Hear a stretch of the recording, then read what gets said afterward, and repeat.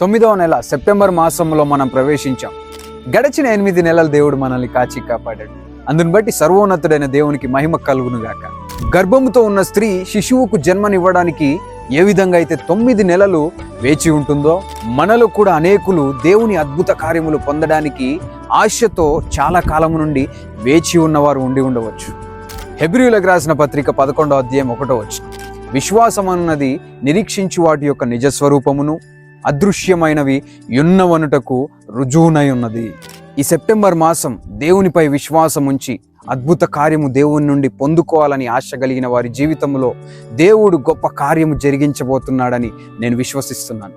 మీ జీవితంలో కూడా దేవుని అద్భుత కార్యము కొరకు మీరు వేచి ఉన్నట్లయితే నాతో కలిసి ప్రార్థనలో ఏకీభవించండి. పరమ తండ్రి, పరిశుద్ధుడైన దేవా, కృపా సత్య సంపూర్ణుడా, యేసయ్యా నీకే వందనాలు.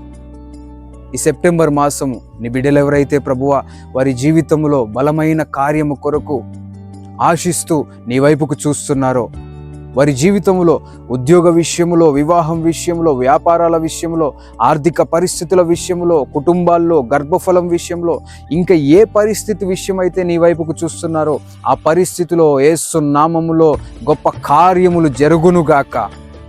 ఈ వీడియో చూస్తున్న ప్రతి ఒక్క బిడ్డ జీవితంలో సెప్టెంబర్ నెల దీవెనకరంగా మార్చి మీరే మహిమ, ఘనత, ప్రభావములు పొందమని నజరేయుడైన యేసు నామములో ప్రార్థిస్తున్నాం మా పరమ తండ్రి.